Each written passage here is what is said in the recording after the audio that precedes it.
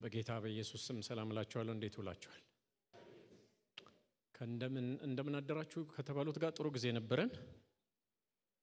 ከእንደምን ዋላችሁም ጋራ ጥሩ ጊዜ እንደሚኖረን አስባለሁ።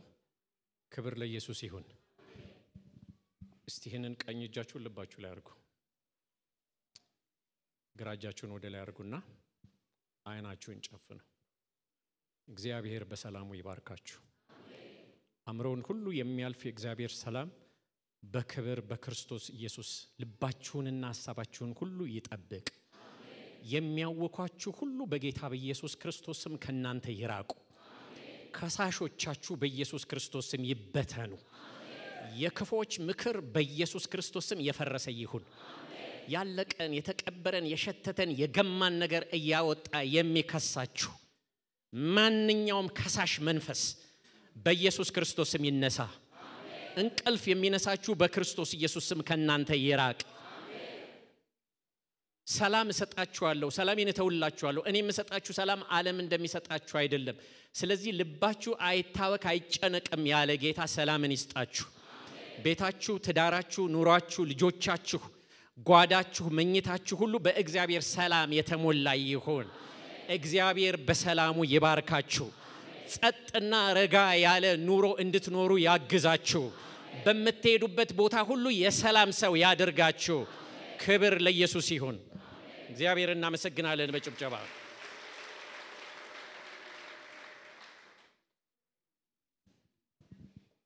ጌታ ይባርካችሁ። ክብር ለኢየሱስ ይሁን። ዛሬ እኔነትን አሸንፈን ለጌታ እንኑር በሚል ቃል ነው የምንካፈለው። ወይም ባጭሩ ለጌታ እንኑር። ለሱ ነው የተጠራ ነው። ወይም ሁላችንም ለጌታ እንድንኖር ነው የተጠራ ነው። ስለዚህ ጥሪያችን ይመርመር፣ መንገዳችን ይፈተሽ።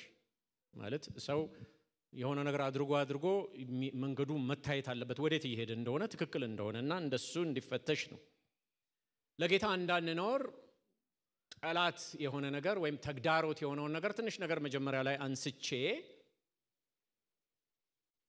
ከዛ ጥቂት ነገሮች ተናግሬ ቃል እናነባለን ቆመን በኋላ ላይ ትልቁ ተግዳሮት በተለይ በዚህ በመጨረሻው ዘመን እየባሰ ይመጣል የተባለው ራስ ወዳድነት ነው ወይም ሰልፊሽ መሆን።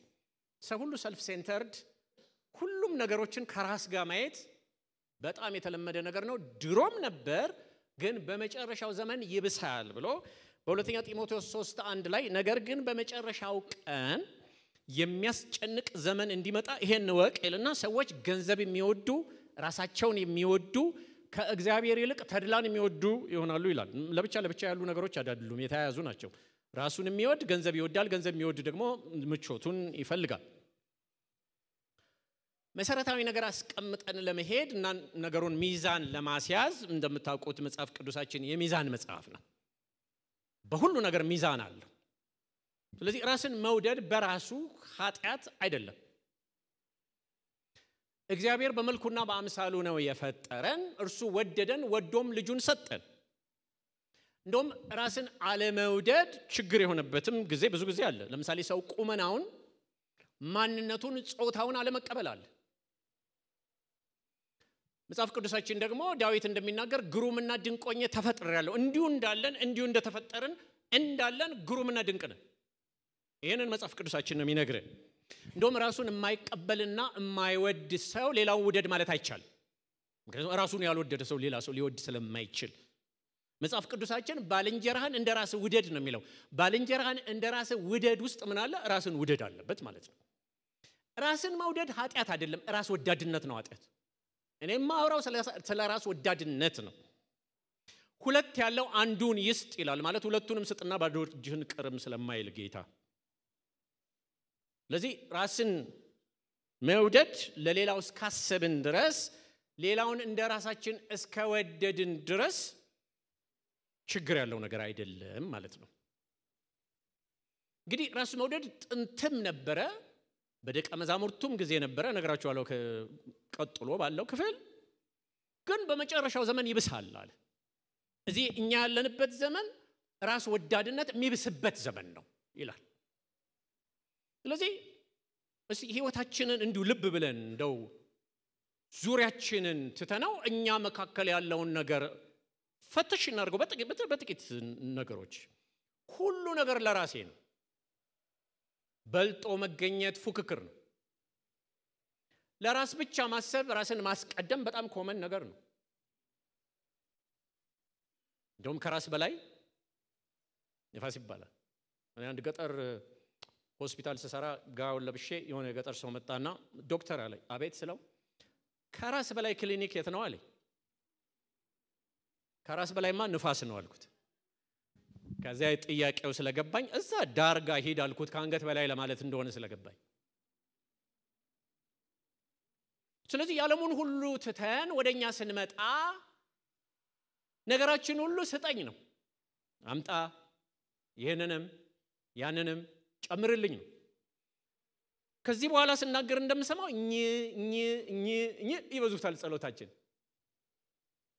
ባርከኝ አድርግልኝ ክፈትልኝ አሻግረኝ ቀባኝ አውጣኝ ግለጠኝ አክብረኝ ኝ በእኔ ስራ በእኔ ተጠቀም በእነርሱ የሞተ ከምታስነሳ በእኔ ያበጠ አሟሽሽ ጉዳዩ መስራት ሳይሆን በእኔ መስራት ነው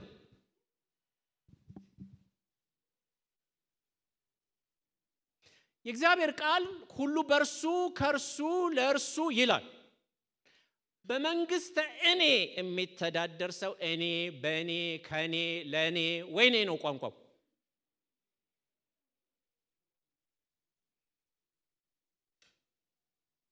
የኔ ይበልጣል እኔን አስቀድሞኝ እኔ ነኝ ዋናው በጣም ኮመን ነገር ነው ሰው የሆነ ነገር ምንም ነገር ሲሰጣው ለኔ ምን ጥቅም ያስገኛል ቢያንስ ክብር ያመጣል ወይ ነው ጥያቄ እኔ አንዳንድ ጊዜ እንደዚህ ያስባለሁ የሚሰብኩና የሚዘምሩ ሰዎች በመጽሐፍ ቅዱስ ላይ የህዝቤን ፊት እንዳያዩ ህዝቤ እንዳያቸው በመጋረጃ ሆኖ ድምጻቸው ብቻ ይሰማ ቢባል ኖሮ መድረክ ላይ ድብድብ አይኖርም ነበር ያልታይ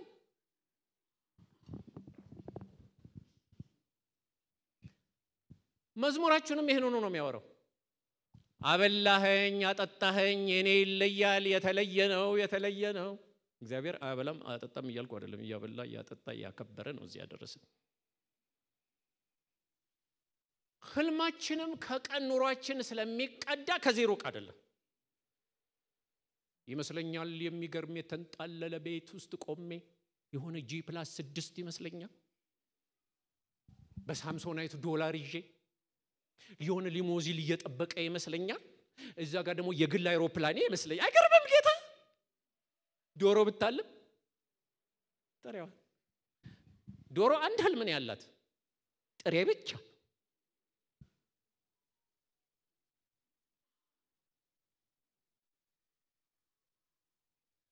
ይሄ ግን የሰው ሁሉ ችግር ነው ወገኖች የኛ ብቻ አይደለም የሁላችንም ችግር ነው በብሉይ በዛ በአዲስ ኪዳን ዘመን የነበሩት ሰዎች ሁሉ ችግር ነበር አንድ የሚገርም ታሪክ አለ ጌታ ኢየሱስ ክርስቶስ 12ቱን ከሁሉም ለይቶ ስለሞቱ ከተናገረ በኋላ የዘብዴዎስ ልጆች ዮሐንስና ያዕቆብ መተው ወደርሱ ቀርበው በክብር ቀን በቀኝህና በግራህ እንድንቀመጥ ፍቀድ አሉት ይላል እንደውም እናታቸው ተንበርክካ እየሰገደች ልጆቼን በቀኝና በግራ አስቀምጥልኝ አለች ይላል አያችሁ ራስ ወዳድነት ሰማይ ቤት ሁሉ ሄደ የተንበረከከ ሁሉ የሰገደ ሁሉ ጌታ ይባርክ አይባልም ምንድነው ያልከ ያለው መባል አለበት አንዳንድ ጊዜ የሌላው ማለት ራሳችንን መፈተሽ አለብኝ የሌላውን ነገር ስንሰማ እልል ምንለው ለወንድማችን ስለተደረገ ለእህታችን ስለተደረገ ነው ነገስ ወይስ እኛም ነገ ወረፈኛ ነን ብለን ነው አንዳንድ ጊዜ እዚህ ጋር መጥተው ሰዎች ጌታ እንዲያረጋልኝ ፈታኝ ካለብኝ ችግር ሲባል የሱ አባት የኔም ነው ነገም የኔ ችግር ይፈታል በሚል ነው ወይስ ለእህታችን ስለተደረገ አንዱ ብልት ጤንኛ ሲሆን ሌላ ሁሉ ስለሚሆን ነው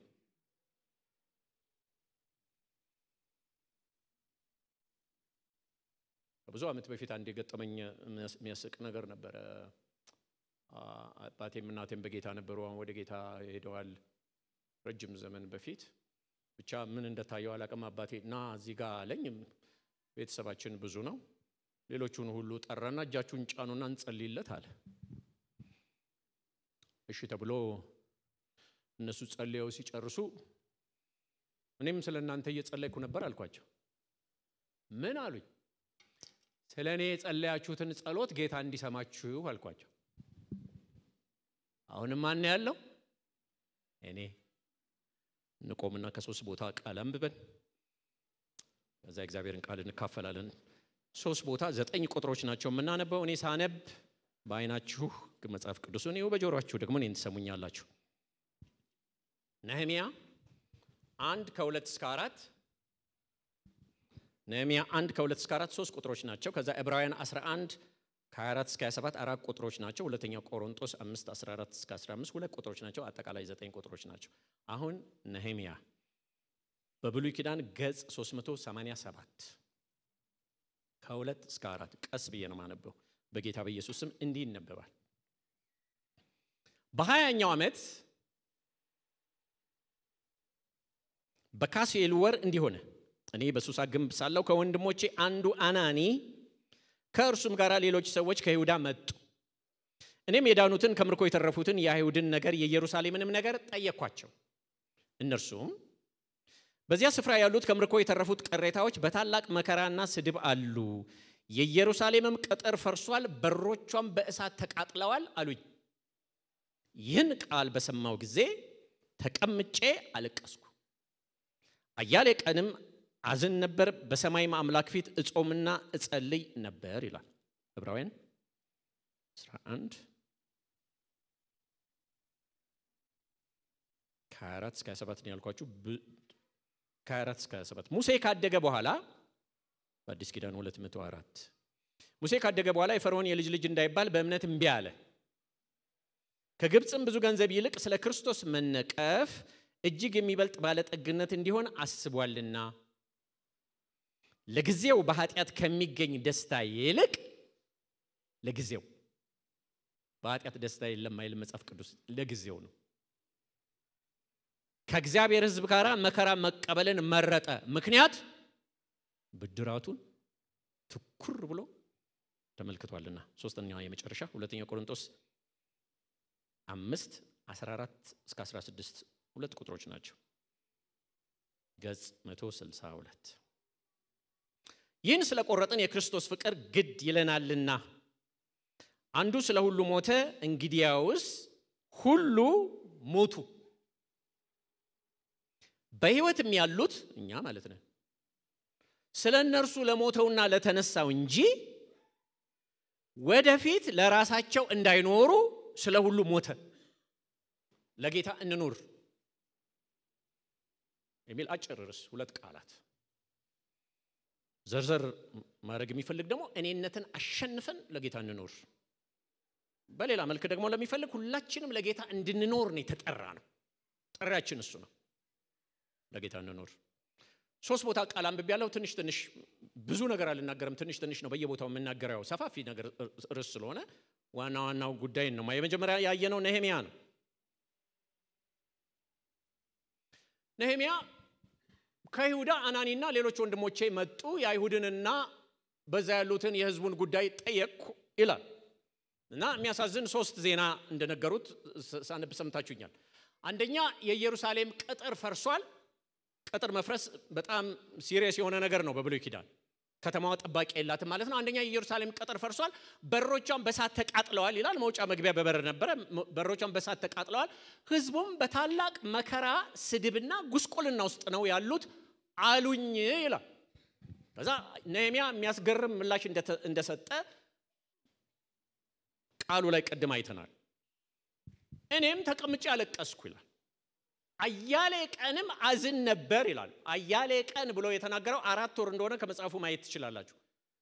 ይሄንን ዜና ከሰማበት ንጉሱ ፊትህ ለምንድነው ያዘነው የጠቆረው ብሎ እስከጠየቀበት ያለው ጊዜ 4 ወራት ናቸው ማለት። ነህምያ የሰማው ዜና እሱን በጣም እንዳሳዘነው መረዳት እንችላለን። 4 ወር የሚያሳዝን ነገር ምንድነው? 4 ወር ያኔ በሰማበት ሐዘን ልክ ሲሰማ እንዳዘነው ያህል ነው በንጉሱ ፊት ሲቀርብ ያዘነው እና ፊቱ ጠቁሯል። ሳትታመም ለምንድነው እንደዚህ የሆንከው አለኝ ንጉሱ።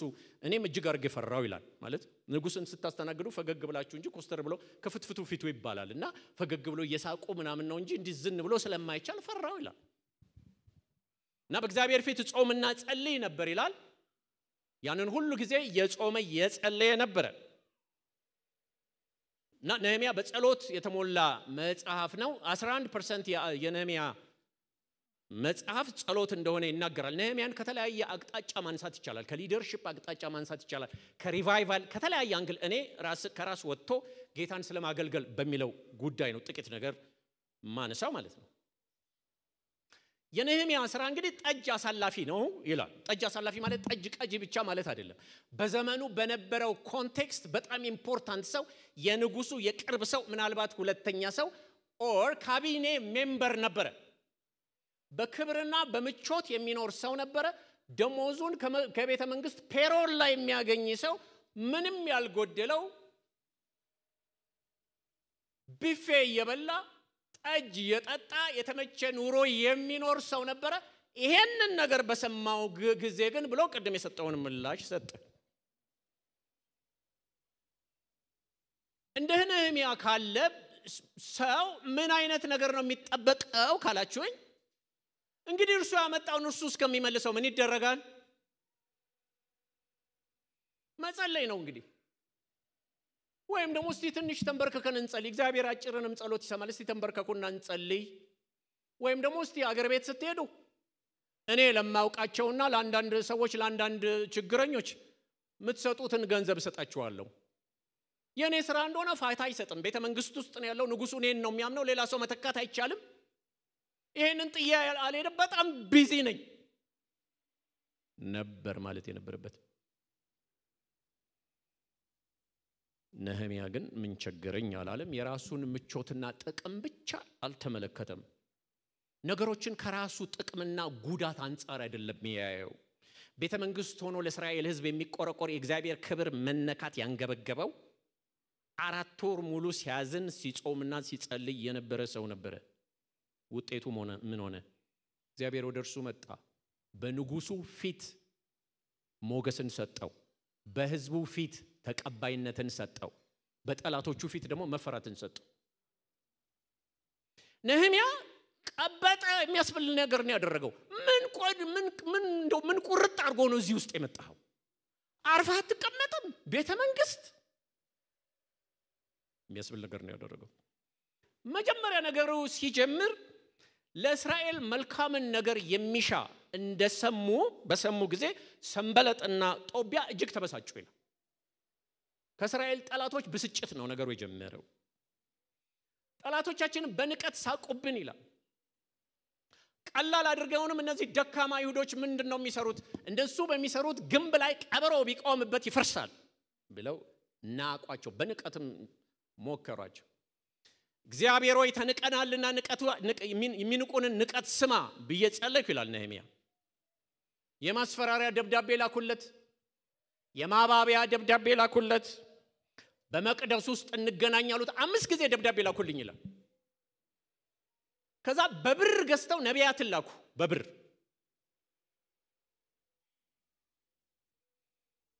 ወንዶቹን ነቢያት ሲጨርሱ ኖአዲያን የምትባል ደግሞ ሴት ነብይ ላኩብኝ ይላል ከርባልኩ በወፍራም ድምጽ አልሰማ ካለ ደግሞ በቀጭን ድምጽ ይቅርብ ይላል የሰራዊት ጌታ እግዚአብሔር ይሄ ነገር ከኔ አይደለም ይላል ቶሎ ተመለስ ይላል አረዚ መጥፊያ ነው ይላል እሷንም ደግሞ ላኩብኝ ይላል ማለት በቃ የተሻለ ታማኝነት ሊኖር ስለሚችል ምናልባት ጠላቶቻችን ኢየሩሳሌምን ይወጉና ያሸብሩ ዘንድ ሁሉም በአንድነት ተማማሉ ይላል ቀላል እንዳይመስላችሁ ጠላቶቻቸው ብዙ ነገር ያላቸው ናቸው እነዚህ ምስኪኖች ናቸው እኛም ወደ አምላካችን ጸለይን ይላል የተፈራውን እግዚአብሔርን አስቡ አላቸው ከዛ እኩሌቶቹ ቅጥርን ሲሰሩ እኩሌቶቹ ደግሞ ጋሻና ጦር ቀስት ይዘው ይጠብቁ ነበር አናጢዎቹ ባንድ እጃቸው ስራ የጦር መሳሪያ ይዙ ነበር አናጢዎቹም በወገባቸው ሰይፍ ይታጠቁ ነበር ይላል እኔና አለቆቹም ለሊት ልብሳችንን አናወልቅም ነበር ይላል ከየት እንደመጣስቡት ቢፌ በልቶ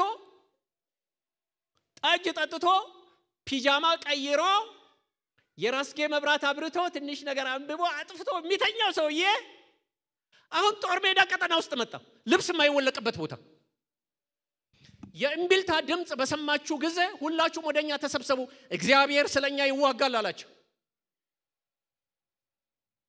ቀንደ መለከቱን ስትሰሙ ሁላችሁም ወደኛ ተሰብሰቡ አለ ብዙ መልቲፕል አሳሲኔሽን አቴምፕት ሊያጠፉት ብዙ ነገር ተደርጓል ነገሩ ከእግዚአብሔር ስለሆነ ማንኛውም ነገር እርሱን አላገኘው ነገሩ አለፈ ምንድን ነበር የመጨረሻው ውጤት ቅጥሩን አድሰን ጨረሰን በ52 ቀን ውስጥ ጨረሰን ይላል በሩም ታደሰ ዘበኞችንም አቆምን ህዝቡም ከመከራና ከውርደታቸው ነፃ ወጡ ጠላቶቻችን ይሄንን ሲሰሙ ፈሩ ይሄ ነገር በእግዚአብሔር እንደተደረገ አወቁ ይላል It's impossible የሰው ስራ አይደለም አሉ ጠላቶቻቸው እግዚአብሔር ምክራቸውን ከንቱ እንዳደረገ አወቁ ይላል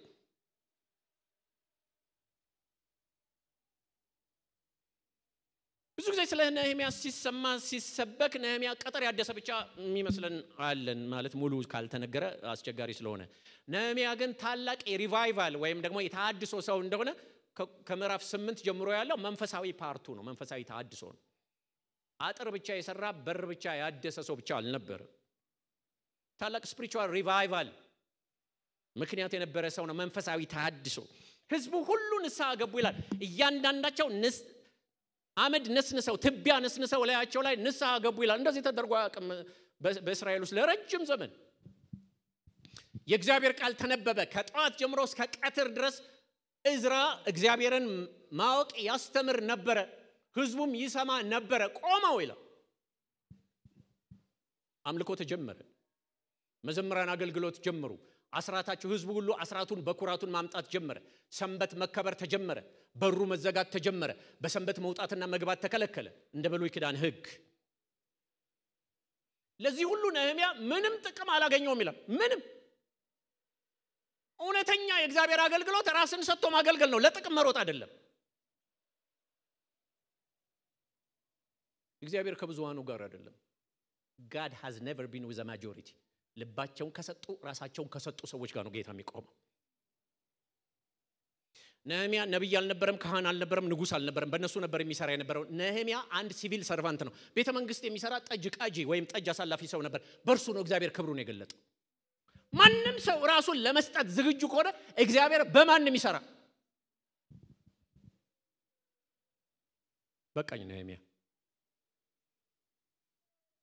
ከዚህ በላይ እንድናገር ስለማይፈቅድልኝ ጊዜው ሁለተኛው ሙሴ ነው ሙሴን ነህምያ ከተናገርኩበት ግማሽ ነው መናገርኩ ወይም ከዛ በታች ቅድም ዕብራውያን 11 ላይ ያነበብኩት የፈርዖን የልጅ ልጅ እንዳይባል እንቢ አለ ይላል ማለት የፈርዖን ልጅ ናት መታ ከባህር ከወንዝ ዳር የወሰደችው ታውቃላችሁ የሱ የልጅ ልጅ ናት የሱ የልጅ ልጅ ነው የሷ የልጅ ልጅ ነው ፈርዖን ማለት አጼ ማለት ነው በእኛ ሀገር ቋንቋ ብዙ ፈርዖኖች ነው ያሉት ቀጥሎ ስም አለ እኛ ሀገር አጼ ብሎም እንደሚባለው ማለት ነው አጼ ቴዎድሮስ ፋሲል ምናም እንደሚባለው በምቾት የሚኖር ነበር ሙሴ ዙፋን የሚጠብቀው ሰው ነበር ሙሴ የሙሴ እድሜዎች 340ዎች ናቸው ለመያዝም ቀላል ናቸው 40 የመጀመሪያው 40 በግብጽ ምድር ጥበብን እየተማረ የኖረበት ዘመን ነው በቤተ መንግስት ሙሴ በቃልና በሥራ የበረታ ሆነ ይላል ሙሴ ግራጁዌትድ ነው በግብጽ ጥበብ 40 አመቱ ደግሞ በግ ሲጠብቅ በሚዲያም ምድር እንደኖረ ታውቃላችሁ 40 አመቱን ደግሞ የእግዚአብሔርን ህዝብ እየመራ ነው የኖረው ያው ትልቅ ስትሆኑ ለእናንተ የሚሆን ጥቅስ ትፈልጋላችሁ አይደል ሙሴ ሙሉ ጊዜውን የሰጠው በ80 አመት ነው ስለዚህ ገና ይቀረኛል እያልኩ ነው ማሰብ በ80 አመቱ ነው ሙሉ ጊዜውን የሰጠው ህዝቡን መምራት የጀመረው በ80 አመቱ ነው የሞተው በ120 ነው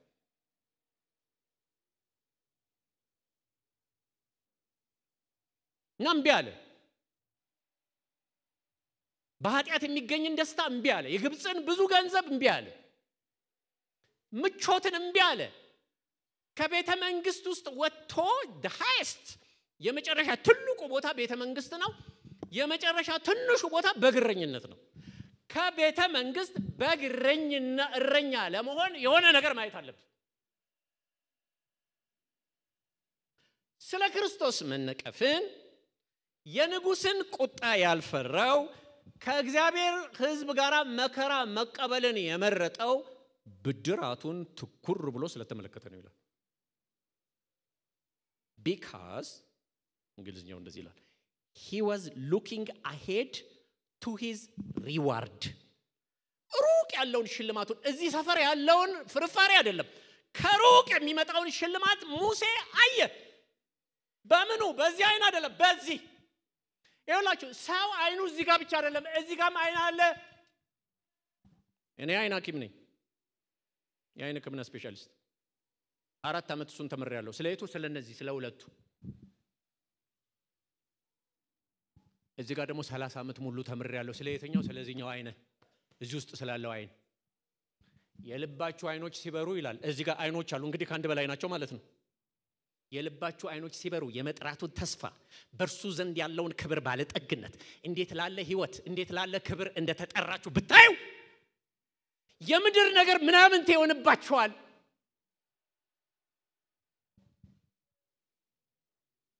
ወገኖቼ ምድር እኮ ትልቅ የመሰለን ሰማዩን ስላላየ ነው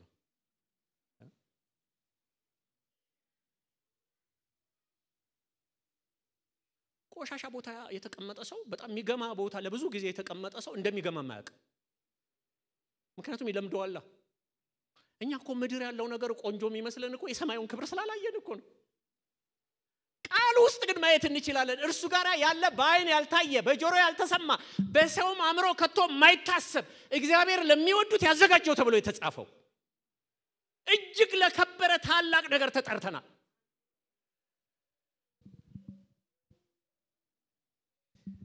በዚህ ምድር ያለን ውሳኔ የሚቀጥለውን ዘመን ሽልማት ይወስናል Your decision today will decide your reward tomorrow ይባላል ከዛ ሙሴ ምን ሆነ እንዲህ ሆኖ ሙሴ ምን ሆነ ጌታ ወደ እርሱ መጣ የእግዚአብሔር ወዳጅ ተባለ እግዚአብሔር አፍ ለአፍ የሚያዋራው ሰው ሆነ እንደውም ከማርያምና ከአሮን ጋር መጥቶ እግዚአብሔር ተቆጣቸውና ሙሴ እኮ እንደሌላ ሰው አይደለም ሌላውን ሰው እኮ በራእይ በመናምን በሌላ መንገድ ነው የምናገረው ሙሴ እኮ ከኔ ጋር አፍ ለአፍ ነው የሚያወራው አላቸው ወዳጄ እኮ ነው አላቸው የእግዚአብሔር ለምን ጥቅሙን ትቶ ወጣ ለጊዜው በኃጢአት የሚገኝን ደስታ ትቶ ወጣ ስለ ክርስቶስ መነቀፍ ብድራቱን ትኩር ብሎ ተመለከተ ሙሴ እግዚአብሔር በሙሴ እጅ ታላቅ መዳንን አደረገ 10ን መቅሰፍት በግብጽ ላይ ያወረደ ሙሴ ነው ታውቃላችሁ ፋሲካን ያደረገ ሙሴ ነው የመገናኛውን ድንኳን የሰራ ሙሴ ነው በብሉይ ኪዳንና በሕዝቡና በእግዚአብሔር መካከለኛ የነበረው ሙሴ ነው ሕዝቡን ከባርነት ያወጣ ሙሴ ነበር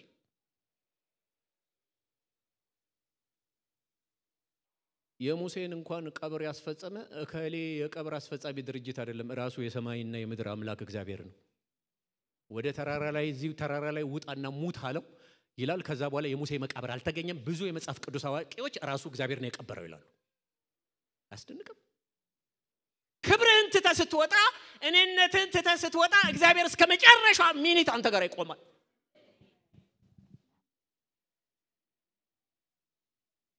እሱ ስለ ኢየሱስን ከሩቅ አየው ይላል ስለ ክርስቶስ መነቀፍ ይላል ግን ይገርማችኋል ዓለም እስከሚያልቅ ድረስ አልተጠበቀም ጌታችን ኢየሱስ ክርስቶስ ሶስቱን ደቀ መዛሙርት ያዕቆብን ዮሐንስንና ጴጥሮስን ወደ ተራራ ላይ ይዞ በወጣ ጊዜ ደመና ሸፈነቻቸው ደቀ መዛሙርቱ ዞር ብለው ሲያዩ ማንና አዩ ይላል ሙሴንና ኤልያስን አዩ ይላል ሙሴ የሕጉ ተወካይ ኤልያስ የነቢያት ተወካይ ሆኖ በክርስቶስ ጋር የአዲስ ኪዳኑ ንጉስ ጋር መጡ የዛን ጊዜ ሙሴ ተገለጠ የቱ ሙሴ ያ ብድራቱን ትኩር ብሎ የተመለከተውን እዛ ተራራ ላይ አየ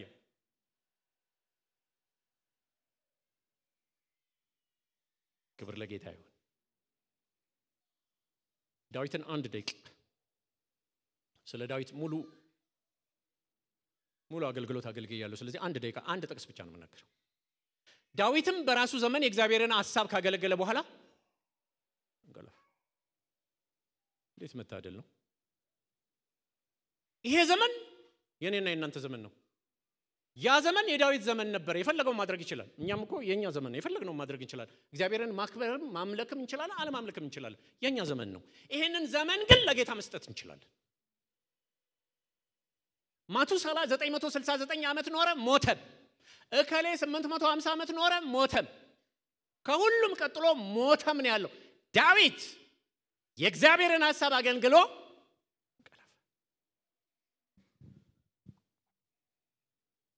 እንደ ልቤ የሆነ ሰው ፈቃዴንም ሁሉ የሚያደርግ የእሴይ ልጅ ዳዊትን አገኘው አለ እግዚአብሔር። እኛም እንደ ልቡ እንድንሆንለት ጌታ ይርዳን። ክብር ለጌታ ይሁን። አዲስ ኪዳን ትንሽ ነገር ጨምሬ ጨርሳለሁ። ይኸውላችሁ ብሉይ ኪዳን ላይ ለጌታ የኖሩ ለእግዚአብሔር የኖሩ ሰዎች አንዳንድ ናቸው። ቅድም የጠቀስኳቸው ሌሎችም ብዙ አሉ። ብሉይ ኪዳን ላይ እግዚአብሔርን ያገለገሉ የተወሰኑ ሰዎች ናቸው። አንድ ነገድ እንደሆነ ታውቃላችሁ፣ ጥቂቶች ናቸው። በአዲስ ኪዳን ግን ሁላችንም አገልጋዮች ነን። ሁላችንም የተጠራ ነው ለጌታ ለመኖር ነው፣ ያለምንም ልዩነት። ይህን ስለቆረጠን የክርስቶስ ፍቅር ግድ ይለናል። ቅድም ያነበብኩላችሁ አንዱ ስለ ሁሉ ሞተ ይላል። አንዱ ኢየሱስ ክርስቶስ ስለ ሁላችንም ሞተ። እንግዲያው ሁላችንም ሞትን። እኛ ሞትን? የለንም እኮ ሞተናል። በሕይወትም ያሉት ስለ እነርሱ ለሞተውና ለተነሳው እንጂ ወደፊት ለራሳቸው እንዳይኖሩ ስለ ሁሉ ሞተ ይላል። ይላችሁ በትክክል ካየን በመንገድ ላይ ብንሄድ ሰው ሁሉ የሞተ ነው። ሁለት አይነት ሞት። ዓለማውያን ለእግዚአብሔር ነገር በመንፈሳቸው ሞተዋል። ክርስቲያኖች ለስጋ ነገር ለምድር ነገር በስጋችን ሞተናል አይደል የሚለው መጽሐፍ። ሁላችንም ሞታን እየተነሳን ካላስቸገርን በስተቀር። አሮጌው ሰዋችን ከርሱ ጋር እንደተሰቀለ እናውቃለን፣ የሞተስ ከኃጢአቱ ጸድቋል ይላል። እኛ ተሰቅለናል። ከዛስ ኢየሱስ ሲቀበር አብረን ተቀበርን። ከዛስ ሲነሳ ተነሳን። ከዛስ በሰማያት በአብ ቀኝ ሲቀመጥ እኛም ሄደን እዛ ተቀመጥን ይላል። እንግዲህ ከክርስቶስ ጋር ከተነሳችሁ ክርስቶስ በእግዚአብሔር ቀኝ ባለበት በላይ ያለውን አስቡ፣ በላይ ያለውን እሹ ይልና ሞታችኋል። ሕይወታችሁ ከክርስቶስ ጋር ተሰውሯል። ሕይወታችሁ የሆነ ጌታ በሚገለጥበት ጊዜ አብራችሁ በክብር ትገለጣላችሁ። የት ነህ ሲባል እዚህ ካዛንቺስ፣ ሌላስ ሰማይ ቤት ከአብ ቀኝ ከክርስቶስ ጋር ቦዛር ትሩ። ሁለቱም እውነት ነው። ሞቱ ይላል። ከምን ሞቱን? ከኃጢአተኝነታችን፣ ከስጋዊነታችን፣ ከራስ ወዳድነታችን ሞትን። በምድር ካለ ነገር ከዓለማዊነታችን ሞትን።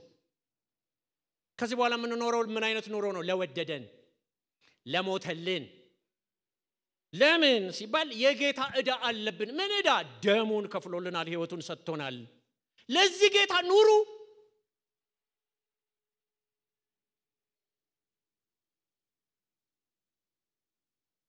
የጴጥሮስን ምሳሌ ብቻ አነሳለሁ። አዲስ ኪዳን ሌላ አነሳም።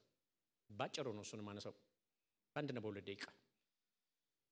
የጳውሎስን ማለቴ ሁለተኛ ቆሮንቶስ 11 23-28 ላይ ያለው እናንተ አንብቡት። እኔ ሰመራይዝ አድርጌ ልንገራችሁ። ብዙ ጊዜ ታሰራያለሁ ይላል። ከ4 እስከ 7 ጊዜ እንደታሰረ ይናገራል። አይሁድ አንድ ሲቀር 40 ግርፋት 5 ጊዜ ገረፉኝ ይላል። ማለት 40 ሲባዛ በ5 200 ሲቀነስ 5 195 ማለት ነው። 195 ጊዜ ተገርፍ ያለው ይላል። ኃይለኛ ነገር ነው መገረፍ። ራቁት ሆኖ ምናምን በብዙ ነገር ብዙ ጊዜ ለሞት ቀርብ ያለው። አንድ ጊዜ በድንጋይ ተወግር ያለው ይላል። ጳውሎስን አውጥተውት በድንጋይ ወገሩትና የሞተ መስሏቸው ትተውት ሄዱ ይላል። ሰው የሞተ መሰለው የሚባለው አይተነፍስም፣ ሰውነቱ ቀዝቃዛ ነው፣ በቃ ምን ይሰራል ሞቷል ብለው ሄዱ። እሱ ግን ሁሉም እያዩት ብድግ ብሎ ወደ ከተማ ገባ ይላል። እሱን ይናገራል። 3 ጊዜ በዱላ ተደብድብ ያለው ይላል። በብዙ ነገር በፍርሃት ውስጥ ነው ያለፍኩት። በወንዝ ፍርሃት፣ በወንበዴዎች ፍርሃት፣ በወገኔ በኩል ፍርሃት፣ በአሕዛብ ፍርሃት። ወገን የሚለው የራሱን ወገኖች ነው። በከተማ ፍርሃት፣ በምድረ በዳ ፍርሃት። በቃ ፍርሃት የሌለበት ቦታ የለም ይላል። ከሁሉም የሚያስፈራው ፍርሃት በሐሰተኛ ወንድሞች ፍርሃት ይላል። አገርም ፎልስ ብራዘርስና ሲስተርስ አሉ ቸርች አሉ የውሸት ወንድሞች አሉ ገና እስከ ሐዋርያት ይደርሳሉ ይላል መጽሐፍ ቅዱስ አሉ አንዳንዶች አሉ ብዙ አይደሉም ግን አሉ ጳውሎስ ጌታ ይባርክ በቀደምለት ስትሰብክ እኮ ልቤ ፍስስ ብሎ በቃ ውሃ ሆነ የውሸቱን የሚሉ ሰዎች አሉ የሚያጠምዱ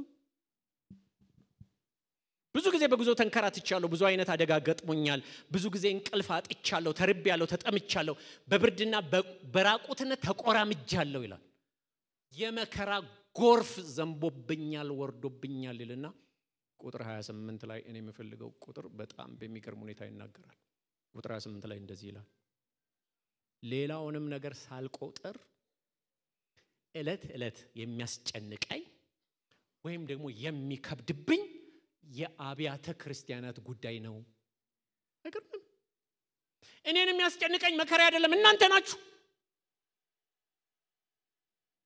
እባብ በተንኮሉ ሔዋንን እንዳሳታት እናንተም ከክርስቶስ ካለ ቀንነት እንዳትወጡ በየፈራለሁ ኢየሱስ ክርስቶስ ዳግም በእናንተ ውስጥ እስኪሳል ድረስ ምጥ ይዞኛል ይያለ ይሄ ነው የአብያተ ክርስቲያናት ሸክም ነው እኔ ጋር ያለው ይላል እንዲህ ሆነ እሱን ተው ያልፋል ሊገለጥ ካለው ክብር ጋራ ሲመዛዘን እዚህ በመድር ያለው መከራ ትንሽ ነው ይላል ወገኖቼ ሁላችንም የጌታን ሸክም እንድንሸከም ነው የተጠራ ነው እሱ ጳውሎስ ነው አንድ ጳውሎስና እኛ ምንድነው ለሱ የሞተ ጌታ ለኔም ሞቷል ላንተም ሞቷል ሁላችንም አንድ ነን ጳውሎስ የድሮ ሰው ነው አሁን የኛንን ከኛ ቀጥሎ ደግሞ እኛ ልጆች አሉ እነ ጳውሎስ እነ ሙሴ ምናምን ያወራን አንቆምም እኛ አለን ዛሬ ለማጠን ተራ የተሰጠን እድሉ የኛ ነው ዛሬ በህይወት አለን አይደል የኛ ተራ ነው እንደነሱ ለመኖር በማቴዎስ 11:28 ላይ ሁላችሁ የምታውቁት ቃል እናንተ ደካሞች ሸክማችሁ የከበደባችሁ ወደ እኔ ኑ ይልና እኔ ምን አረጋችኋለሁ ይላል አሳርፋችኋለሁ ከምንድነው የሚያሳርፈው ሲባል ከዓለማዊ ነገር ከምድራዊ ነገር በእኛ ላይ ከተጫነ ከማንችለው ከህጉ ነገር ከሚያጎብጠው ከሴሰኝነት በስጋ ካለ ክፉ ነገር ከሱ ምን አረጋችኋለሁ ይላል አሳርፋችኋለሁ ይላል የሚገርመው ነገር ግን አሳርፋቸዋለሁ ብሎ አይቆምም ሸክሜን ተሸከሙ ቀንበሬን ተሸከሙ ብሎ ይናገራልና የእኔ ሸክም ቀሊል ነው ቀንበሬም ልዝብ ነው ይላል ምንድነው እሱ ከተባለ የወንጌል ሸክም የሚጠፉ ነፍሳት ሸክም የአብያተ ክርስቲያናት ሸክም የሀገራችን ሸክም ያልዳኑ ሰዎች ሸክም እሱን እንድንሸከም እግዚአብሔር ፈቃድ ነው ሐሳብ ነው ይኸውላችሁ ሸክም አነሳለሁ ብቻ አይደለም የሸክም ልውውጥ አረጋለሁ ነው ያለው የሸክም ልውውጥ ሚከብደውን ከናንተ አነሳና ልዝቡን ቀሊሉን በእናንተ ላይ ጭናለሁ ይላል ይኸውላችሁ መጽሐፍ ቅዱስ ላይ አትፍሩ የሚል ቦታ ሁሉ ፍሩ ይላል ስጋን የሚገድሉትን ከዛ በኋላ አንዳችስ እንኳን ማድረግ የማይችሉትን አትፍሩ እኔ ግን የምትፈሩትን አሳያችኋለሁ ከገደለ በኋላ ወደ ገሃነም ለመጣል ስልጣን ያለውን እሱን ፍሩ ይላል አትፍሩ ፍሩ ነህምያም እንደዚህ ይላል እነዚህ በፊታችን ያሉትን ጠላቶች አትፍሩ ነገር ግን የተፈራውን ሰማይና ምድርን የሚገዛውን እርሱን እግዚአብሔርን ፍሩ ይላል አያችሁ የፍርሃት ልውውጥ ነው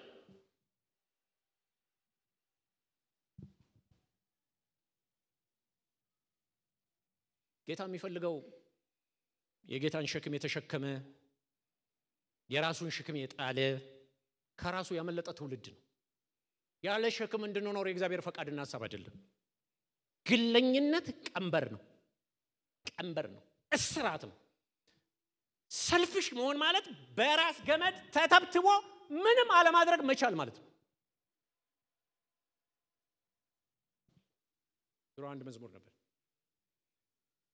ክፉን ያጥያት ቀንበሬን ጥዬ መልካሙን ያንተን ቀንበር ጌታዬ እሸከማለሁ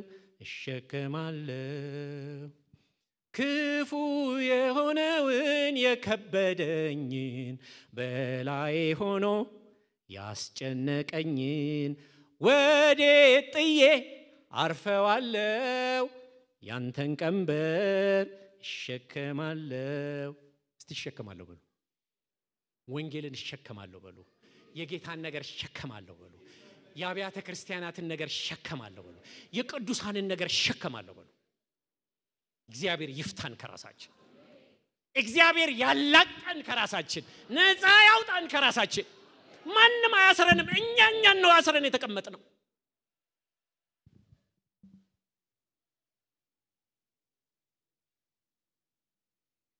ጳውሎስ በፊልጵስዩስ 1:21 ላይ ለኔ ህይወት ክርስቶስ ሞትም ጥቅም ነውና ይልና በእነዚህ በሁለት ነገሮች ተቸግሬያለሁ ይላል በመንና በመን ከተባለ ሊሄድ ከክርስቶስ ጋር ልኖር እናፍቃለሁ ሰማይ ማለት ነው ለምን ሲባል እሱ ከሁሉም ይልቅ እጅግ የሚሻል ነው ያጋነነ በማጋነኛ ቃላቶች ነገር ግን ይላል ብቆይ እናንተ በእምነት ትጸናላችሁ ደስ ይላችኋል ይላል በጌታ መመካታችሁ እንዲበዛ ጥቂት እንደምቆይ አውቃለሁ ይላል ይኸውላችሁ መቃብርን እዚህ ጋር ያስቀምጥና እዚህ ጋር ብሆን ጌታዬን ነው ማገለግለው እዛ ጋር ብሄድ ከጌታዬ ጋር ነው የምኖረው ግራ ገባኝ ልሄድ ልኖር እያልኩ እንደው ግራ ግብት ብሎኛል ይላል እኛ ምንም ነገር አይገባንም here is okay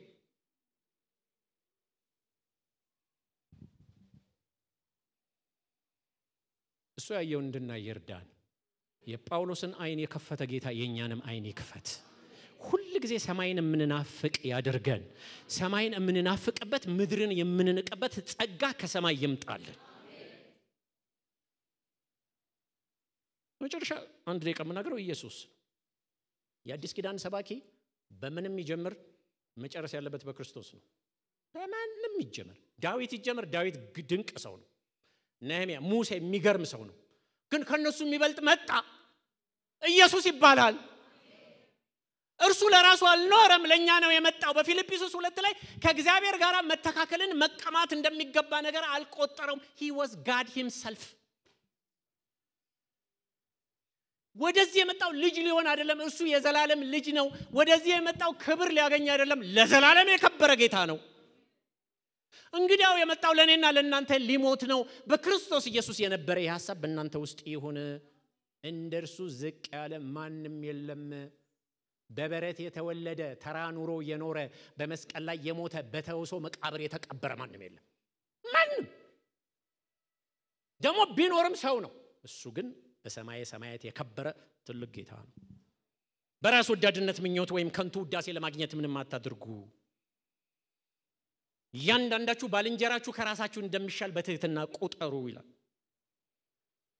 ያንዳንዳችሁ ደግሞ ሌሎችን የሚጠቅመውን እንጂ ራሳችሁን የሚጠቅመውን ነገር ብቻ አትመልከቱ በኢየሱስ ክርስቶስ የነበረ ይህ ሐሳብ እናንተ ውስጥም ይኑር የቱ ሐሳብ ሌሎችን ሰርቭ የማድረግ ለሌሎች የመኖር የመሞት ነገር እናንተ ውስጥም ይኑር ፈለግ ትቶልን ሄደ ምሳሌያችን ኢየሱስ ነው ይላል ክርስቶስ ራሱን ደስ ለማሰኘት አልመጣምና ይላል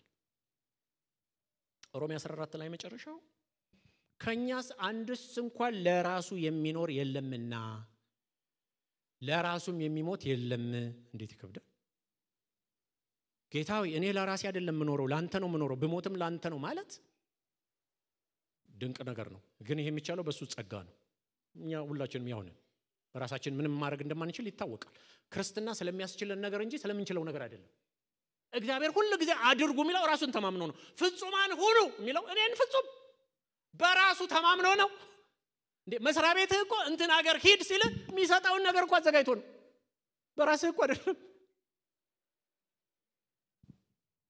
እንግዲህ በህይወት ሆነን ብንኖር ወይም ብንሞት የጌታ ነን በብዙ ነገር ልንለያይ እንችላለን በዘር በቋንቋ በኑሮ በማት ነገር ልንለያይ እንችላለን በአንድ ነገር አንድ ነን ሁላችንም የተጠራ ነው ለጌታ ለመኖር ነው በቃ ቁርጥ ያለ ነገር በቃ አንቺ ታሳዝኝኛለሽ ለራስሽ ኑሪ የተባለች ማንንም የለች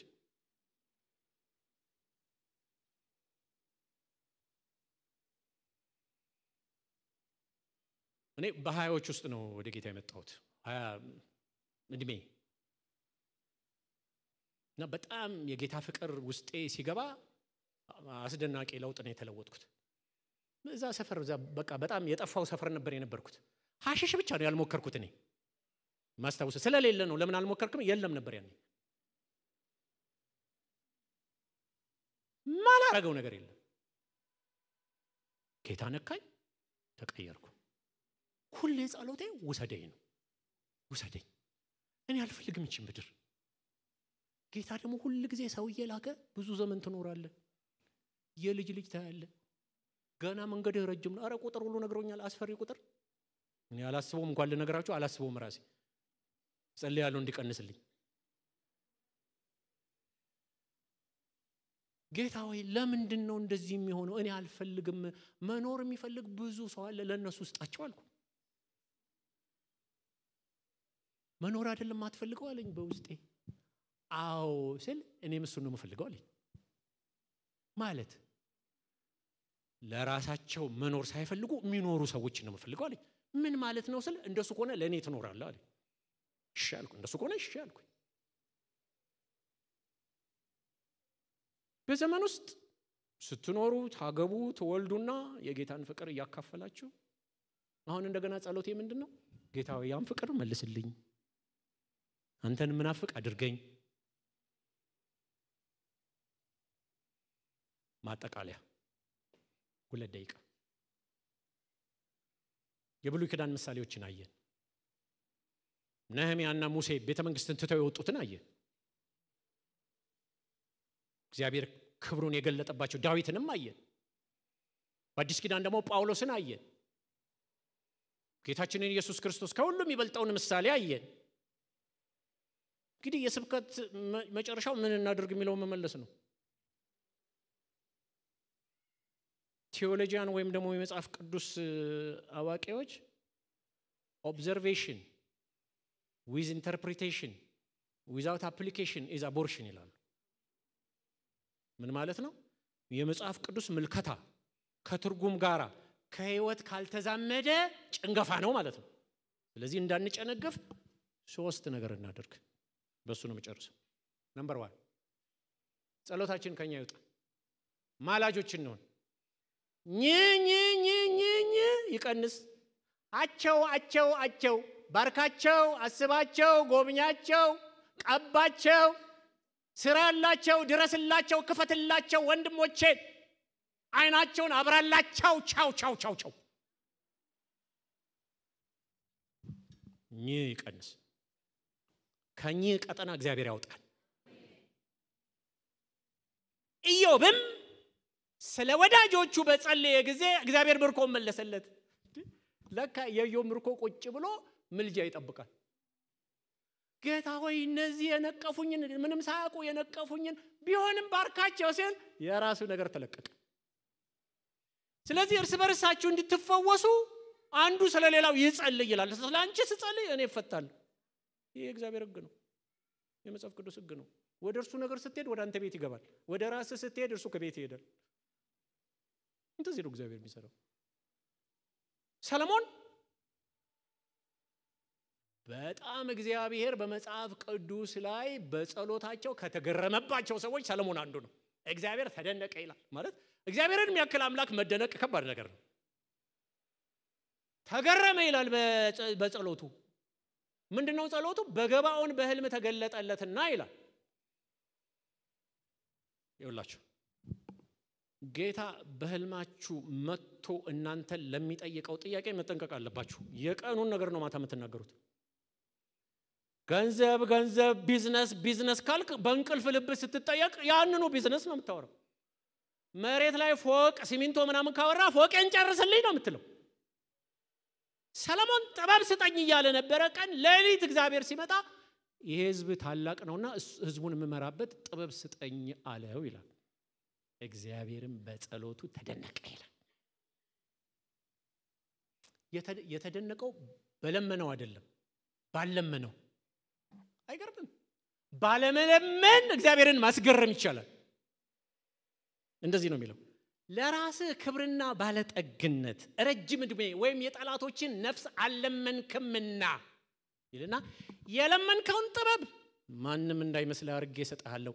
ደሞ ያለመንከውን ብልጥግና፣ ደሞ ያለመንከውን ሀብት፣ ደሞ ያለመንከውን ዕድሜ እሰጥሃለሁ አለ። አዲስ ኪዳናችን ላይ ሲመጣ ዋናውን ነገር ስታዩ ሌላው ይጨመራል እንደሚለው ማለት ነው። ፓራራሉ አስቀድማችሁ የእግዚአብሔር መንግስት ጽድቁንም ፈልጉ፣ ሌላ ሁሉ ብሉይ ኪዳን ላይ ሁሉ አለ። የኮንሰፕት የሱን ነገር ስትፈልግ የሚጨመር ነገር አለ። የመጀመሪያው እሱ ነው። ሁለተኛው ለሌሎች እናካፍል። ለቤተክርስቲያናችን አስራታችንን መባችንን በኩራታችንን ልዩ ስጦታ ቅድም ሲባል ነበር ለዚህ ህንጻ ስጡ እየተባለ ነበር። ለሱም ጀነረስ ሆነን ዝም ብሎ ወዳደቀ ምናምን እኔ ጧትም ተናግሬያለሁ። ቤተክርስቲያን 1 ብርም ያላችሁ 10 ብርም ያላችሁ 100 ብርም ያላችሁ ምናምን የሚል ማስታወቂያ በፍጹም አይነገርም። ምርጡን ይዛችሁ ነው። ሶፋ ቀይርበታለሁ ያላችሁትን፣ መኪና ቀይርበታለሁ ያላችሁትን መኪና እግዚአብሔር ለእናንተ ይገዛል። የሚያስደንቅ ያላሰባችሁትን ያመጣል። ያስቀመጣችሁትን ምርጡን ነገር ቢኖር ኖሮ የምትጠቀሙበትን ነገር አምጡ እዚህ ቤት። እግዚአብሔር እናንተን ነገር ይሰራል፣ ያስገርማችኋል። በጣም ብዙ ነገር ምስክርነት በህይወት ያቻለው እናንተ ማይታችኋል። ከዛ ሌሎችን እንርዳ፣ ጀነረስ እንሆን፣ ቤተሰቦቻችንን እንርዳ። ችግረኛ ቤተሰብ የሌለው እዚህ ውስጥ አንድም ሰው ይኖራል ብዬ አላስብም። እኔ ኢትዮጵያ ውስጥ እየኖረ እናትና አባት እንኳን ባይኖሩ አክስትና አጎት ይኖራሉ። እነሱ ባይኖሩ አያቶች ይኖራሉ። እነሱ ባይኖሩ ጎረቤት ይኖራል።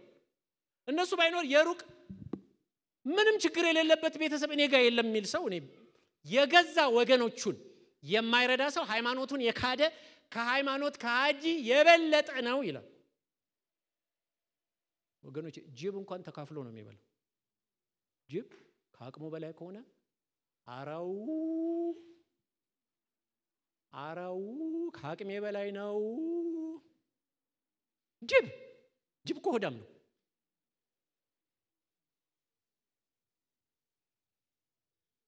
ለዚህ ለቤተሰቦቻችን እናካፍል። እግዚአብሔርን መምሰል በተግባር አሳዩ ይላል መጽሐፍ ቅዱስ። ውለታችሁን መልሱ ይላል ለአባትና ለእናታችሁ። እግዚአብሔር እናትን ስትረዳ እግዚአብሔር ደስ ይላል ይሰኛል ይላል መጽሐፍ ቅዱስ። አባትን ስትረዳ መጽሐፍ ቅዱስ እግዚአብሔር ደስ ይለዋል። አንተ ቤት ገብቶ የቅዱሳን እናካፍል። በመካከላችን ብዙ ችግረኞች አሉ። ቤተክርስቲያንን እንደግፍ። በፈረሰው ቅጥር በኩል እንቆም። ድሃ አደጎችን አሳድጉ። ወላጅ የሌላቸውን ምስኪኖችን አሳድጉ። የወንጌል ማህበርተኛ ሁኑ። እኔ ብዙ ጊዜ እናገራለሁ። ገጠር ምንም ራቆታቸውን የሚሄዱ ቦታ ላይ እኔ ወንጌል ሰብካለሁ። ባፌ አይደለም። የወንጌል ማህበርተኛ በመሆን ሚሽነሪ በመላክ በቃ እግዚአብሔር በሰጠኝ ጉዳይ የተወሰነ ነው አቅሜ ያንኑ የሰጠኝን ነገር ነገ ደግሞ ትልቅ ሲያደርገኝ ደግሞ በሰጠኝ ልክ አደርጋለሁ። በጥቂቱ የታመነ በብዙ ይሾማል። መጨረሻ አንደኛ ጸሎታችን ከኛ ይውጣ። ሁለተኛ በገንዘባችን በቸርነት እግዚአብሔርን እናገልግል። ሶስተኛ ሐሳባችን ነገራችን ሁሉ የጌታ ነገር ይሁን። የመጨረሻው ይውላችሁ ረሃባችን ክብሩ ይሁን። ክብርን ሳይጠግባለው ነው ተብሎ የተጻፈው። ጥማታችን መንፈሱ ይሁን። መንፈሱ እንደሚያረካ ነው መጽሐፍ ቅዱስ የተጻፈው። ናፍቆታችን መገለጡ ይሁን። የሚከብደን የአብያተ ክርስቲያናት ጉዳይ ይሁን። የሚያስጨንቀን የሚጣፉ ነፍሳት ጉዳይ ይሁን።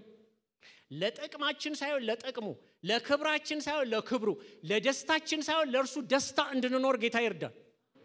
ይኸውላችሁ እግዚአብሔር የሚሰራው ከራሳቸው በወጡ ባመለጡ ሰዎች ነው። በሰልፍሽ እግዚአብሔር አይሰራም።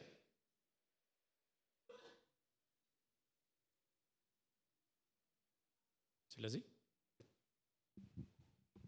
መኖራችን ለእግዚአብሔር ክብር፣ ለኛ ጥቅም፣ ለሌሎች በረከት፣ ላልዳኑ የመዳን ምክንያት፣ ለሰይጣን ደግሞ መንግስት መፍረስና መዋረድ ይሁን።